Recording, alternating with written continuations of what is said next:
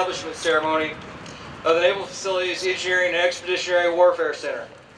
I am Commander Darrell Raynard, your Master of Ceremonies. Please rise for the arrival of the official party and remain standing for the invocation and presentation of colors by the 31st CB Reyes Group, Color Guard, and the singing of our national anthem by NAVFAC's own Lisa Zimmerman.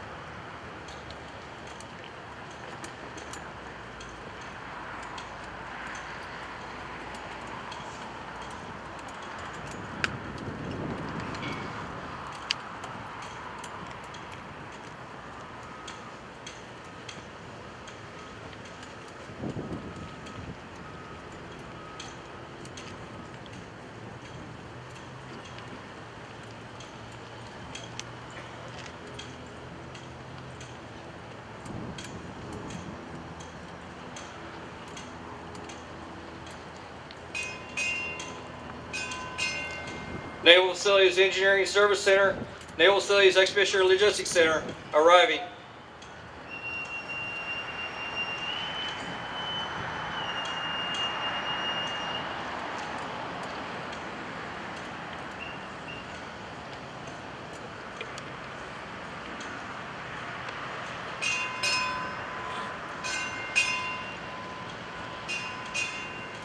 Naval Facilities Engineering Command, Chief of Civil Engineers, arriving.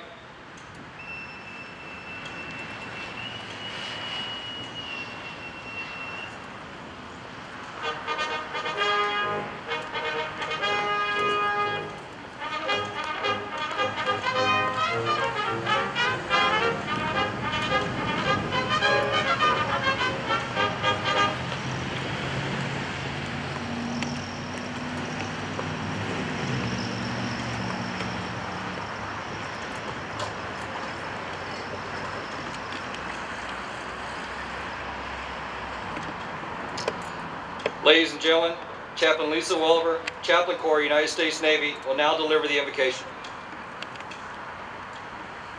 Let us pray. Almighty God, today we recognize the accomplishments of the past, and we ask a blessing on the hands of those who have worked to produce a legacy within the Naval Facilities Expeditionary Logistics Center and Engineering Service Center. We also acknowledge that you have given us wisdom for embarking upon new developments, and your guidance demonstrates that unless you build the house, the builder works in vain. And so we ask that your presence would be with us in this new endeavor, and that you would grant to us renewed strength for the present journey. May your hand of blessing be upon the Naval Facilities Engineering and Expeditionary Warfare Center, and all who diligently work to bring about its future success. Amen.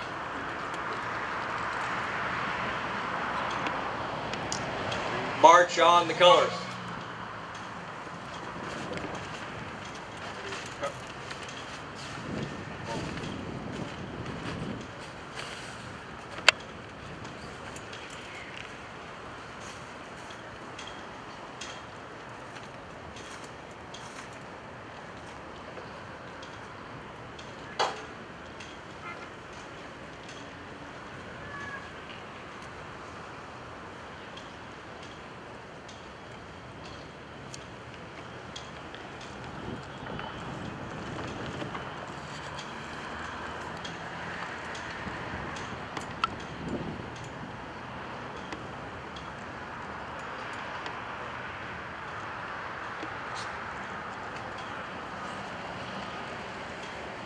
Our national anthem.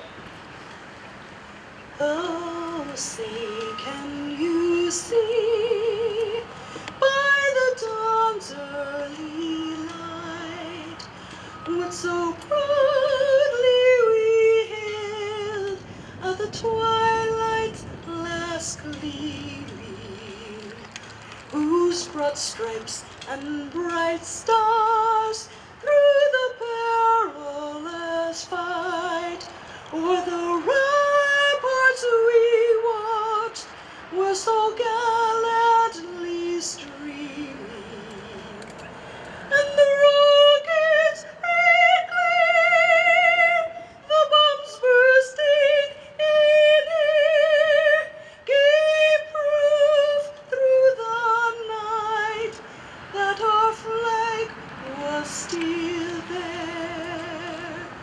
Oh, say does that star-spangled banner yet wave o'er the land of the free and the home of the brave.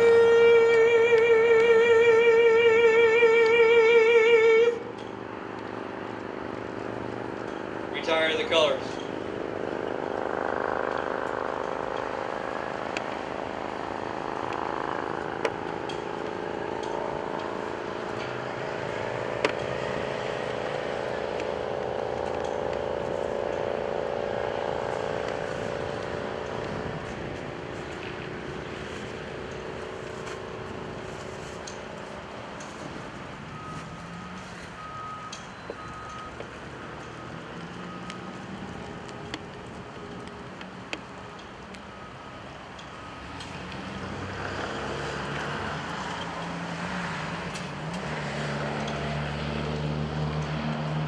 Ladies and gentlemen, please be seated.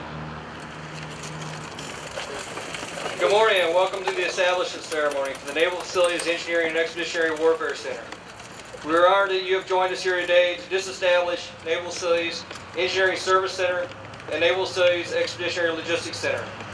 Both commands have storied histories dating back to World War II and can be found in your program.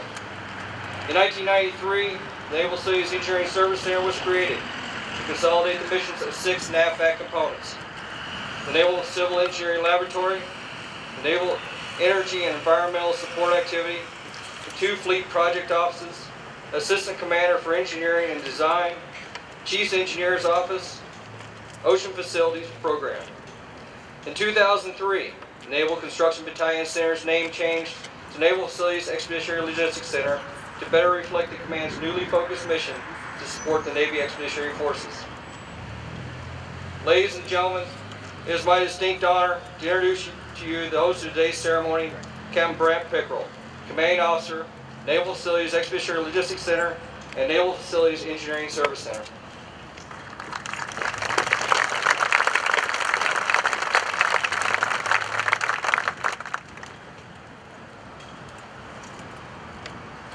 Thank you, XO. Good morning, everyone. Welcome to a fantastic day, and chaps, couldn't have done better with the weather. Admiral Mossy, Commodore Tufts, Commodore Moore, I think he was scheduled to be here, representing our warfighters. Captain Sasek, representing our installations. Captains Gomez and Sykes, previous COs and XOs. Mayor Breeze, council members Griffaw and Craven, and community leaders representing the awesome community that supports us and that we live in. Fellow captains and commanding officers, Force Master Chief Dickey and other Master Chiefs, distinguished guests, family and friends, most importantly the men and women of the Expeditionary Logistics Center and the Engineering Service Center. This day in ceremony is all about you. I want to start off by with some thanks. Chaplain, once again you delivered. The weather is awesome. Thank you very much. 31st SRG Color Guard, we guys look sharp as always. Outstanding. Lisa Zimmerman, beautiful, outstanding as always. Everybody please join me in another round of applause for Lisa.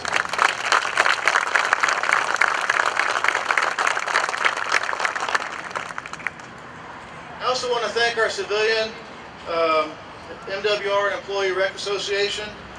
They're the ones that are sponsoring the reception that will follow across the street in front of Building 1000. I want to thank our leadership teams and the managers of both the ELC and the ESC and now the EXWC. And I especially want to say thanks to Rick Messick and Tony Mergadek, who are up here on the stage, our business directors for both organizations. Without their leadership, without their dedication and drive and their ability to really pull the best out of all the leaders in our organizations, we would not be where we're at today.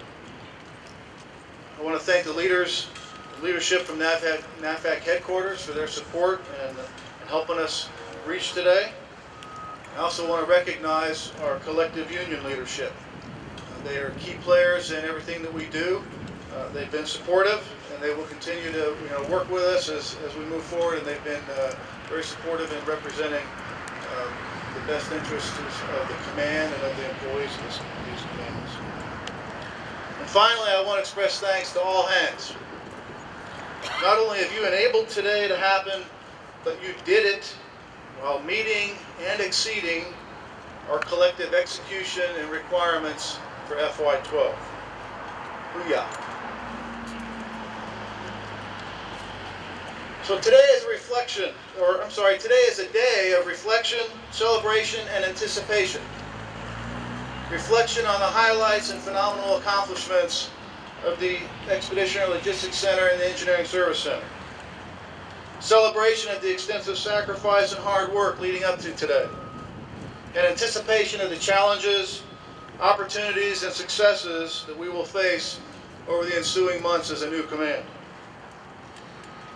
Admiral Mossy provided the vision and charted the study leading today almost 2 years ago.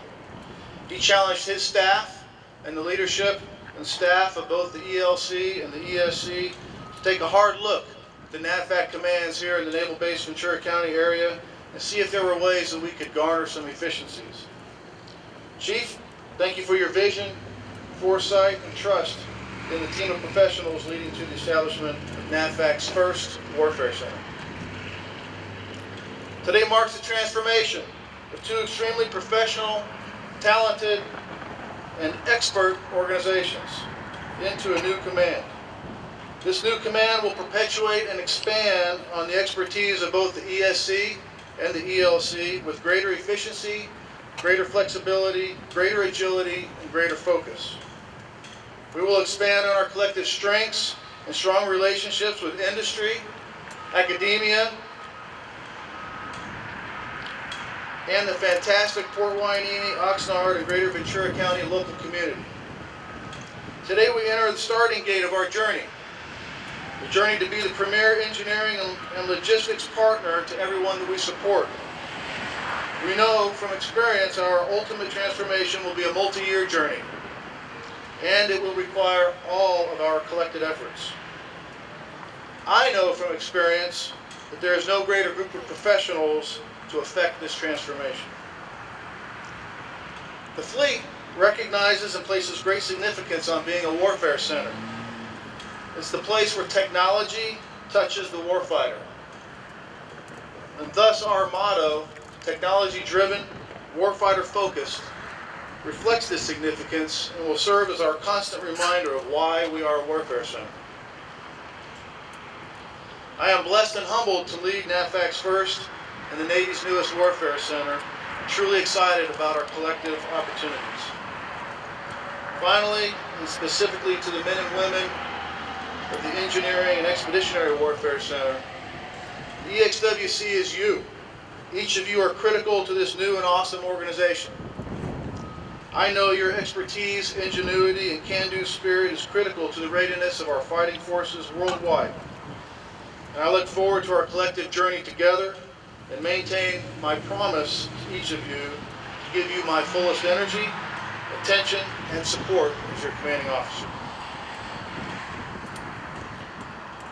So before introducing our guest speaker, I have asked the two ranking members by longevity of the ESC and the ELC to share a little of their thoughts and experience. These two individuals collectively have devoted over 100 years of service to the Navy, NAVFAC, and the greater community here in the Oxnard Plain. First will be Mr. Kit Mack from the ESC. A native of Compton, California, Kit started his 46-year career with the Naval Civil Engineering Lab in 1966. And no, Kit, I won't tell you how old I was in 1966.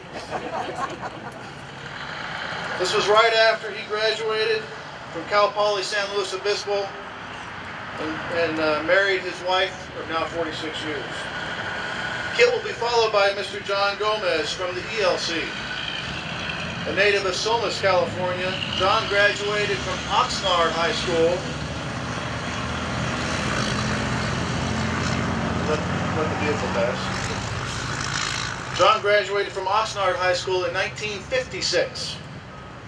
After spending 3 years in the Army, John started his civil service career in 1960.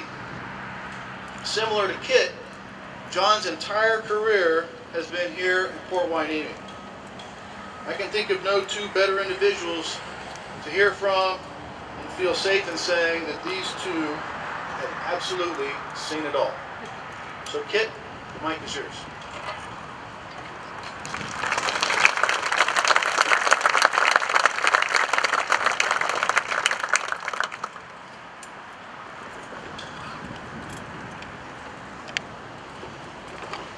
I started when I was 5 years old.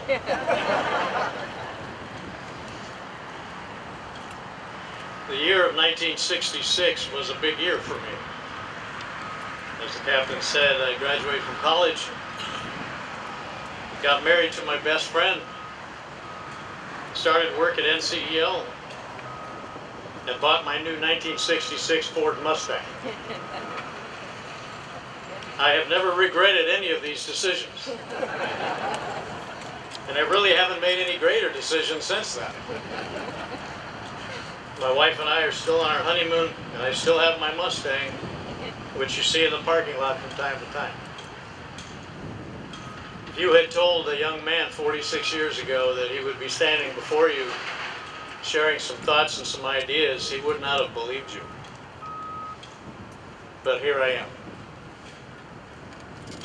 Through the years, I have been through 4 or 5 of these changes, transformations, and many changes in commands. I made it through all of them. You will too. While thinking about what to say today, my thoughts turned to areas of leadership and courage. Let me just share a few thoughts with you this morning. I noticed that our Navy core values that we see around us all the time, we have honor, courage, and commitment, so I'm right in line.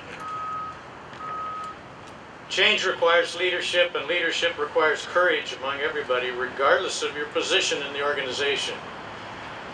You see, everybody is a leader in some respects, so I'm speaking to all of you as well as myself. Those of you who have attended my classes on leadership and teamwork, you know how important these topics are to me. I'm thankful to be here today to share with you. It's a high privilege and an honor. My goal is to encourage you with this new change that we're all involved in. Leadership is a decision, not a position. It has more to do with who you are than what you do. Peter Drucker from the past said, management is doing things right, leadership is doing the right things. Bill George said, leadership is a long journey into your own soul. In other words, there's a time to get all the feedback, and then you've got to pull back and say, what am I made of? A true leader has the confidence to stand alone, the courage to make tough decisions, and the compassion to listen to the needs of others. He or she does not set out to be a leader, but becomes one by the quality of their actions and the integrity of their intent. In the end, leaders are much like eagles. They don't flock together. You find them one at a time. Credibility is the foundation of leadership. Leadership is a relationship. It is a contact sport. Leadership is not an affair of the head. It is an affair of the heart. Leadership is both something you are and something you do. In other words, leadership is not something you live, but something you behave.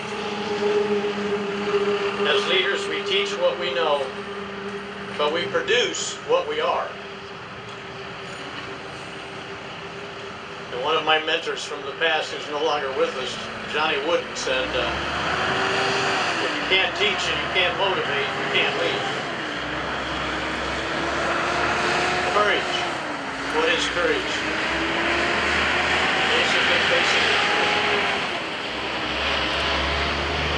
As you approach challenging decisions, remember a few things about courage. Courage begins with an inward battle. Courage is making things right, not just smoothing over them. It deals with principle, not perception. If you don't have the ability to see when to stand up and the conviction to do it, you'll never be an effective leader. Courage in a leader inspires commitment from followers. Your life expands in proportion to your courage. Fear will limit a leader. And what's ironic is that those who don't have the courage to take risk and those who do experience the same amount of fear. So go for it. Make it count. There's two attitudes towards changes that can sabotage success. And I've heard these through the years. Number one, but this is the way we've always done it. Number two, but we've never done it that way before. Don't fall prey to either of these. How do you tend to handle fear? Do you embrace it, or have you retreated so far into your comfort zone that you don't even want to feel it? Courage is doing what you're afraid to do. There can be no courage unless you're scared. Courage is an everyday test. We often think of courage as a quality required only in times of great danger or stress. But courage is an everyday virtue needed to live a life without regrets. In the words of James Harvey Robinson, greatness in the last analysis is largely bravery. Courage is escaping from old ideas and old standards and respectable ways of doing things. Plentiful reasons add courage to the list of admirable qualities that exist apart from talent. We need courage to seek the truth when we know it may be painful. We need courage to change when it is easier to remain comfortable. We need courage to express our convictions when others challenge us. We need courage to learn and grow, especially when doing so exposes our weaknesses. We need courage to take the high road and when others treat us badly. And lastly, we need courage to lead when being in front makes us an easy target for criticism. Perhaps Miguel Cervantes best summarizes courage. He who loses wealth loses much. He who loses friends loses more. But he who loses his courage loses all. Eleanor Roosevelt made this statement. Courage is more exhilarating than fear, and in the long run it is easier. We do not have to become heroes overnight, just a step at a time, meeting each thing that comes up, seeing it is not as dreadful as it appeared, discovering that we have the strength to stare it down. One of my favorite guys today, Wayne Gretzky, said this: you miss 100% of the shots you don't take. Therefore, take shots. Change does require courage, but it also involves security or insecurity. Let me close with a quote from someone that I've always admired. Most people don't realize that Helen Keller did write, and she did speak. And I'll close with this remark from her. Security is mostly a superstition. It does not exist in nature, nor do the children of men as a whole experience it. Avoiding danger is no safer in the long run than outright exposure. Life is either a daring adventure or nothing. Life is either a daring adventure or nothing. Thank you very much.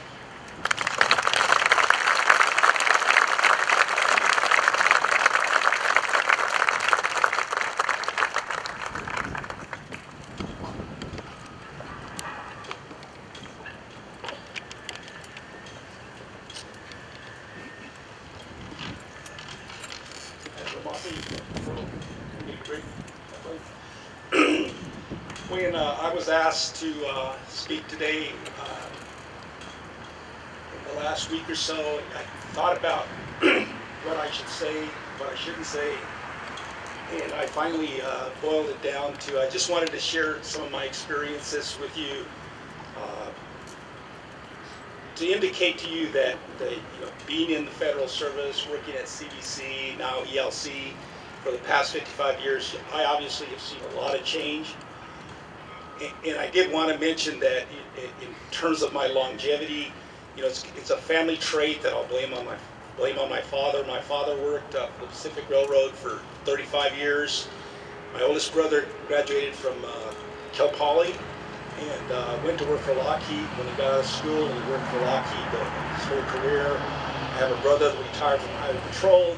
I have a brother that retired from the post office, so it's just it's a family trait that I guess I'm not going to change or continue on. So in any event, some of the things that I've experienced that I'd like to share with you, because some of you who have only been at ELC or ESC for 10 or 15 years might not be aware of this, but when I first But when I first started working at what was CBC in August of 1960, there was 3 construction battalion centers. There was one at Davisville, Rhode Island. There was one at Gulfport, Mississippi. There was obviously the one here. The CB centers were in fact the host activity, and as the host activity, each activity had its own comptroller, its own supply department, its own public works department, its own MWR department, and so on. And so, over years, and over time, and over change, we have now become a tenet of the host CNIC, and so that's just one change that certainly is significant from the time I started to now. And along those lines, when early on in the 60s, the CBC payroll department did in fact have its own payroll system. That payroll system paid 23,000 employees that were made up of the Point Magoo people, the EFDs, what is now Nemesis, and the CBC, and the 2 other CBCs. And so there was at one time 23,000 different employees that we were paying. And even though I was not part of that payroll department, I was part of the comptroller's office. And one of the funny stories that I've told Tony that he reminded me of the other day is because we had our own payroll system, we would actually cut a hard copy check and deliver it to employees. And one of the ways we delivered it is we would mail out the checks days in advance of payday so that people would get their checks on payday. And at least on one occasion, our payroll supervisor got on a plane because we'd missed the mail date. Got on a plane, delivered the checks to the Gulfport Airport, left the checks with someone there that picked them up, and got on the same plane and came back to Los Angeles. So, obviously with electronic fund transfers and those things, that's a huge change. And I'm sure at that time when we looked at losing our payroll system, we all felt like that was going to be the end of the world. But let me tell you, in my 55 years of getting paid by the government, I have never had a problem or an issue with my paycheck, my leave, or anything. So, changes, even though they're difficult, certainly in this one case, I can attest that have changed for the better. And the same thing can be said, at one time the 3 CB centers had their own accounting systems, run at 3 different data processing centers. Ultimately, the accounting system we converted to one system, STARS FL for the general fund, and with that change, same thing is, we thought we lose our accounting system, we just won't going to be able to do accounting. And obviously that is not true, because I think all of us now that were here when that change took place and are here now realize, that STARS FL is a lot better than what we had. So I guess the point I'm trying to make is I've seen some huge changes. When you're looking at it on this side of the fence, it seems difficult and complex, but certainly when you look back, they aren't. And I would like to think along this lines that this change we're going through now is going to be the same thing. It's just going to be another change that when we look back, reflect back on the changes that went on in our own careers and your careers, it's just another one of those things that we worked our way through. And so to close, I'd just like to say that, certainly I want to thank all of the people in FM Past and FM Future, and all of the people that FM has supported, because I think of all the comptrollers that I've ever worked for, it's always been something that we are very well aware of. We are a support organization. We're here to support most of you in the business lines and in other offices. And I look forward. I want to thank the people in the past, and I want to thank those people or customers that we supported, because I think it's always been a case, that spirit of communication and exchange of information and ideas and thoughts, and requirements that really have gotten us through all of these difficult changes. And so I just want to say thank you for the opportunity to speak today, and I look forward to working with all of you in the future. Thank you.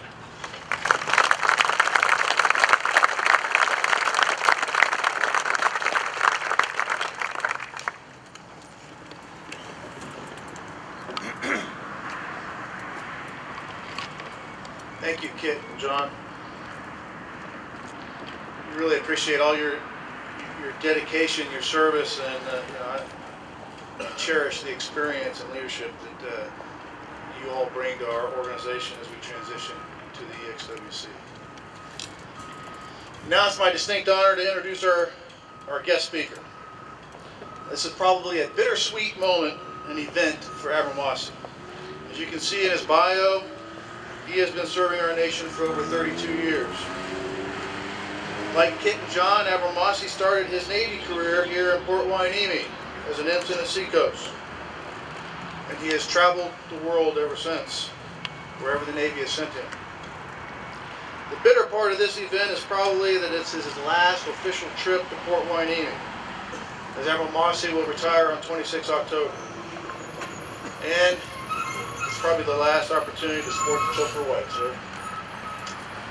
The sweet part is Abramasi gets to see an initiative that he started when he became chief reach a critical milestone with today's establishment ceremony. So please join me in welcoming my boss, Chief of Civil Engineers, and Commander of NAVFAC, Rear Admiral Chris Mossy.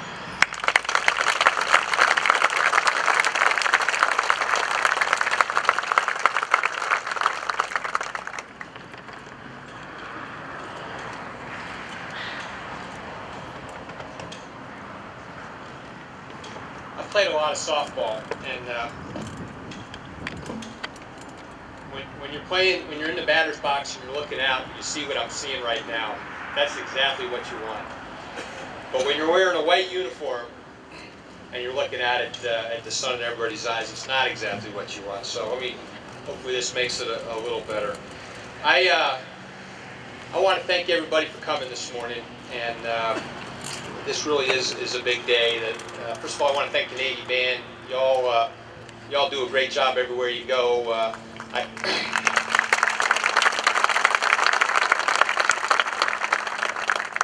Back on the Navy Yard, I live in a house that's across the street from the Washington, D.C. Navy Band.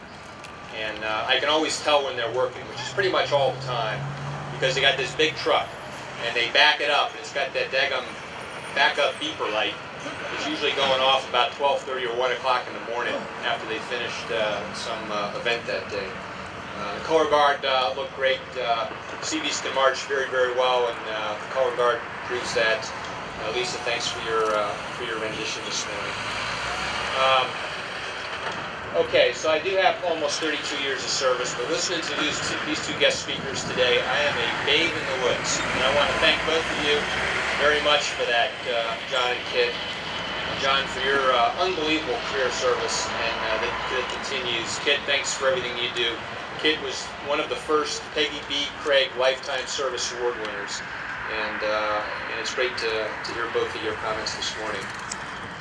Now, one of the first things that was talked about, and I just want to touch this very briefly, is the discussion of history and heritage. And that's something that we take very seriously in what we do in our community and in NAVFAC and the Seabees and the Civil Engineering Corps. And just touch on what Commander Reynard talked about these two organizations. Both organizations have a long and very proud history of support to the Navy, the Marine Corps, and other DoD organizations through every conflict that our nation's been involved in since World War II. Every conflict. As was said and is in your program, the Engineering Service Center traces back its roots to the Naval Civil Engineering Laboratory. It was formed in 1948. Now, the wide spectrum of RD-T&E capabilities that the ESC provides today is just vastly broader than what that precursor did back there in 1948, but it was really focused on CV battalions, and it's grown to what it is today. Similarly, the Expeditionary Logistics Center traces its heritage back even further to 1942, to the year the Seabees was created. And it was essentially the supply department for the depot that was here. And as John noted, one of three back then that stood up and trained Seabees, then sent them over the horizon out to the Pacific, mostly from here, to go fight in World War II.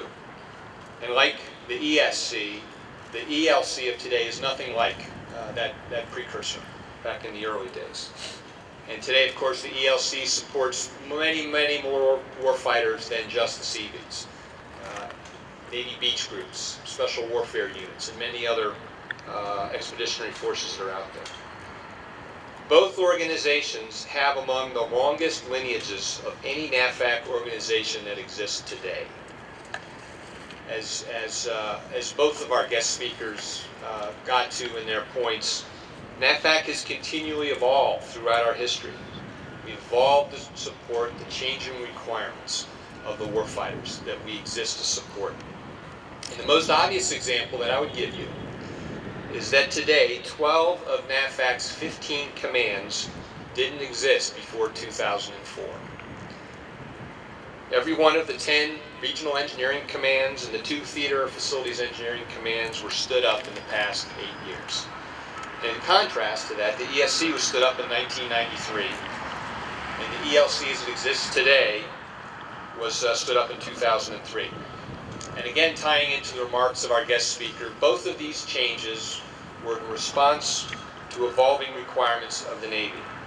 And it's always our responsibility to look for initiatives to be able to support the warfighters that we work for as efficiently, as effectively as possible.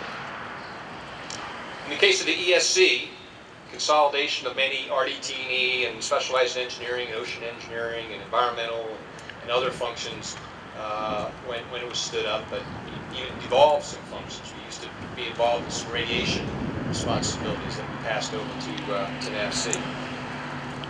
In the case of the ELC, the change was a little different. That was back when Navy Installations Command was stood up. And so the Navy had to pull apart this department within NCBC and stand up the Expeditionary Logistics Center. And that was a good thing, because it enabled the ELC to focus even more closely on our warfighters. So now today, we are witnessing the creation of the Engineering and Expeditionary Warfare Center. I don't know what the over-under is on what the acronym will eventually be reduced down to. I've heard EXWC mostly today, so maybe I should have made that bet. I've heard XWIC. We'll see what the eventual consensus is. But the goal of this new organization, in simplest terms, is to ensure that NAVFAC as one of the Navy's 5 systems commands, continues to provide relevant support to the CNO's tenets, his 3 tenets: warfighting first, operate forward, and be ready. And of critical importance, do all of that in an increasingly constrained fiscal environment. And quite frankly, that is the bottom line. Demands ever more judicious use of the resources that we have. And that is our challenge. And we should embrace it. That's what we do. That's why what we do is hard. And that's why the Navy needs people like you. Now, the EXWC will do all of this. And it's already on course to achieve the aggressive overhead reduction goals, exceed them in fact, that I established back at the start of this initiative. Over $3 million a year will be saved and be able to be plowed into other critical needs that the Navy has, not that NAVFAC has, that the Navy has. To build ships, to train and deploy personnel, and to take care of those personnel. But I also believe it's much more than that. It's really truly just the start. The EXWC will provide the foundation for future opportunities to improve processes, to find synergies across a wide range of services that the ESC and ELC provided. For example, just one example, an even better linkage between expeditionary RDT&E efforts and then fielding those future capabilities and supporting the life cycle support as those are used by our warfighters. This will be a diverse organization with organic acquisition capabilities that can manage procurements from testing and evaluation all the way through requirements definition and delivery. This organization will be able to integrate capabilities in a whole host of areas, from energy to sealift support to amphibious systems to many, many more. This new organizational structure will also allow the commander of the 31st CB Readiness Group to focus his full-time attention on the command and control of our home-ported battalions here as they train, as they get ready to operate forward in the challenging environments that they operate in on a daily basis. The EXWC will be a larger organization. It will be a flatter organization. It will have a very diverse message, very diverse mission, and that introduces many challenges in and of themselves. But it will have immense capability because of the talent of its personnel, because of the folks that are sitting here this morning. Nearly 300 scientists and engineers, including 19 PhDs, 166 personnel with advanced degrees, 130 professional engineers, over 125 logisticians, more than 100 IT professionals, dozens and dozens of financial, program, and contract acquisition specialists. All of these talented professionals working with a highly adaptable mix of military and contract personnel. So I truly believe that the EXWC will be well positioned to support the CNO's tenets, warfighting first. And they'll be able to do that through developing new technologies and equipment for expeditionary forces and building into table of allowances and maintaining it. I truly believe that EXWC will be recognized for its support to the Navy's ability to operate forward by doing everything from developing renewable energy sources to creating and fielding new containerized living units to designing runways that can support our newest Joint Strike Fighters. And as always, I believe that the EXWC will be ready, adaptable to changing times, changing financial situations, agile because of its diverse and talented workforce. Now, I just want to tie back to something that Skipper Pickrell said earlier. We chose the moniker Warfare Center very carefully to highlight this organization's vital contributions to the Navy's missions and to the CNO's first tenet, warfighting first. It underscores your relevance and your contribution to the Navy mission. From your wide range of contributions to short platforms that launch airplanes, submarines, and ships, to supporting the Navy's expeditionary combat forces. Now, I recognize that it has been an immense effort to get to this point.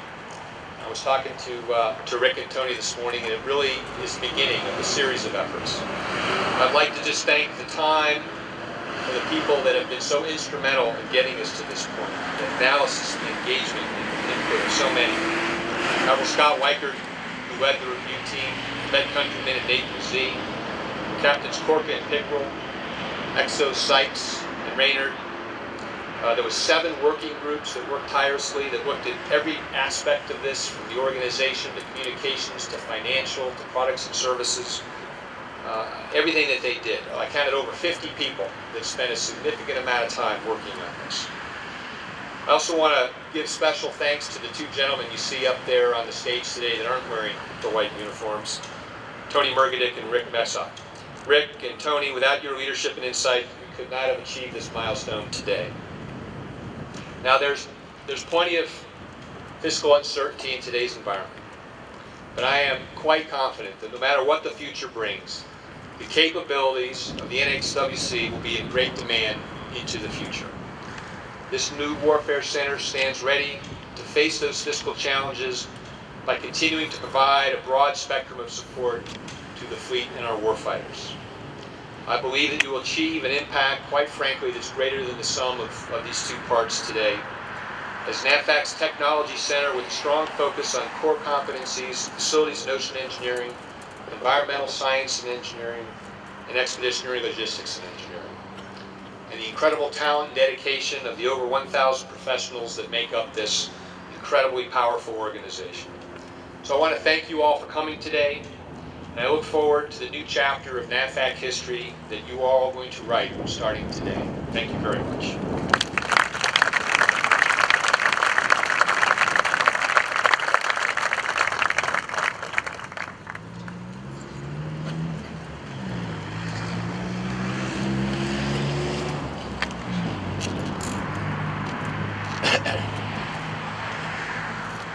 Ladies and gentlemen, please rise for the reading of orders.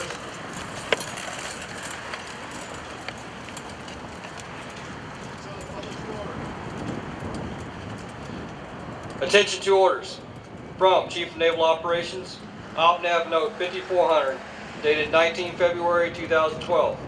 Subject: Disestablishment of Naval Facilities Expeditionary Logistics Center and Naval Facilities Engineering Service Center, and consolidation of missions and functions of both into Naval Facilities Engineering and Expeditionary Warfare Center.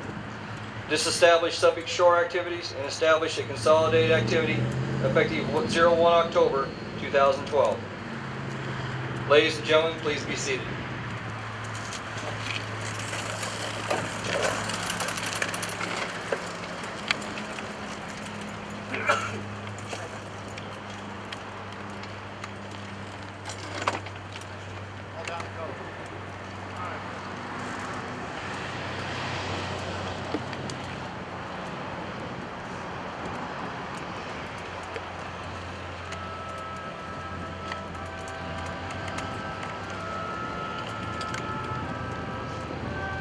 Throughout history, military commands have proudly carried distinctive organizational flags or colors. These colors are representative of the unit's pride and accomplishments, prominently displayed in times of peace and at the forefront of unit battle lines. History records epic struggles in which brave men fought tenaciously to the death to keep their colors flying through times have changed. Though times have changed, the significance of organizational colors remains.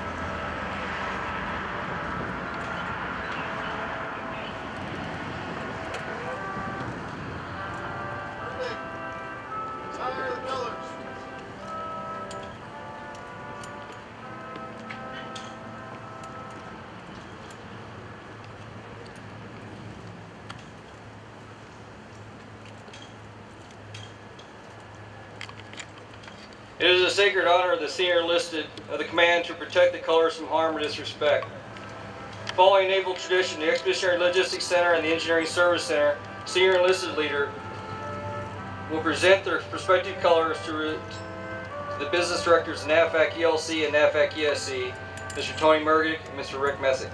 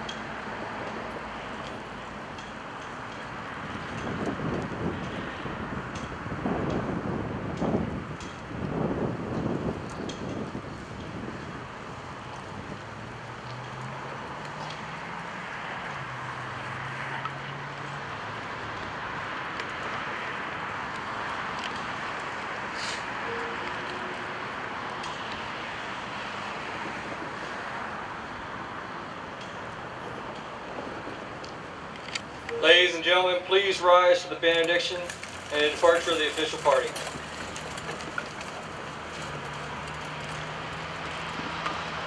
Let us pray. Eternal Father, we pray for all in attendance today who would dedicate their daily efforts to this new center. Bless them for their sacrifice of time, their energy expended, their commitment to the Navy and to our country. I pray for a special grace to be upon their families as they offer their supporting arms to the men and women of this new establishment. May the work that is done here lend itself to the peace and protection of our nation and to those around the world. Amen.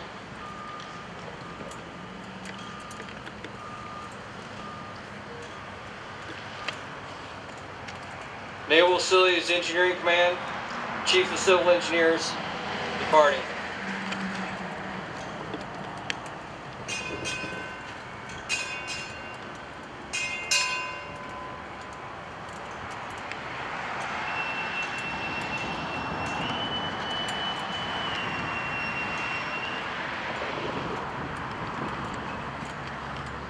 Naval Facilities Engineering and Expeditionary Warfare Center, departing.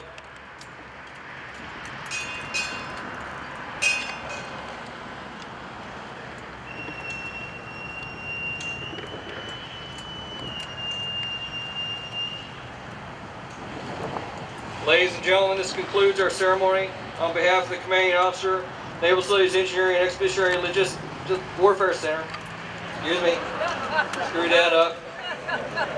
Naval Facilities Engineering and Expeditionary Warfare Center. Thank you for attending. You're all invited to join us at a reception at Building 1000 across the street here. It's hosted by our NAVFAC EXWC Combined Civilian Morale, Welfare, and Recreation Committee.